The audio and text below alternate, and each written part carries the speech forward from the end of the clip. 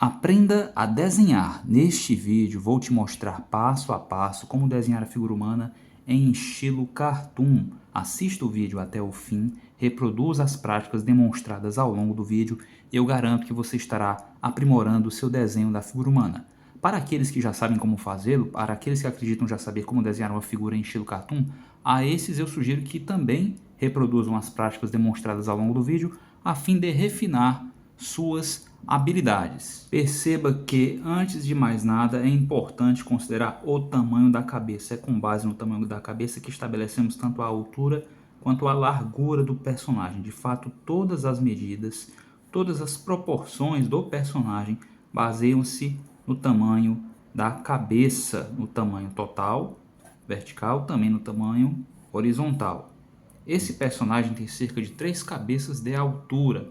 Devemos começar o nosso desenho estabelecendo essa proporção ou outra que nos interesse. Os personagens no cartoon eles podem variar muitíssimo no que concerne ao tamanho, da cabeça e o número de cabeças que estabelece sua altura. Em outras palavras, o personagem poderia ter 2 cabeças, 3, 4, 5, 10, 12, 14.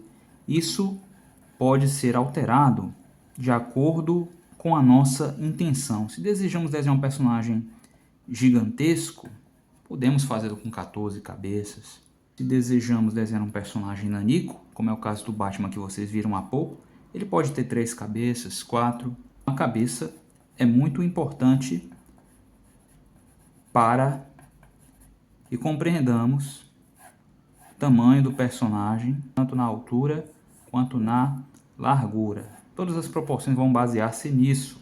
Eu estou estabelecendo aqui 3 círculos.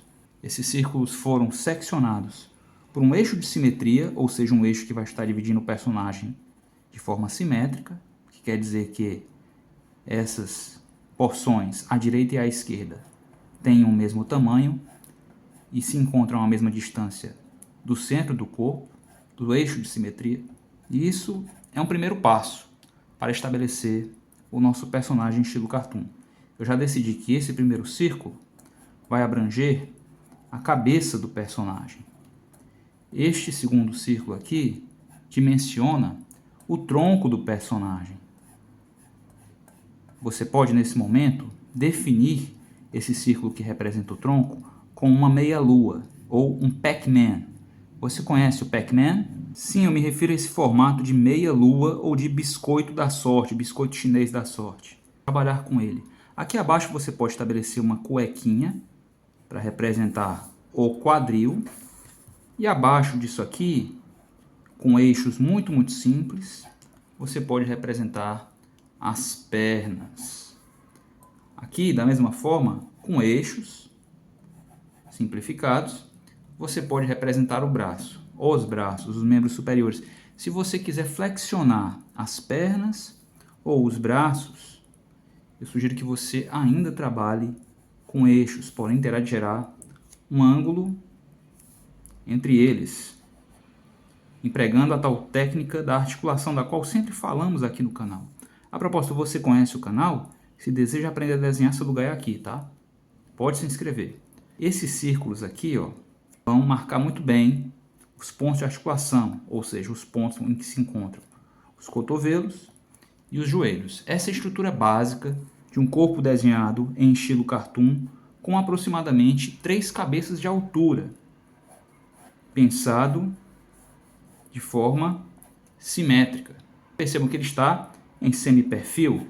Suavize essas linhas a fim de acrescentar sobre esse primeiríssimo esboço uma nova camada de detalhes.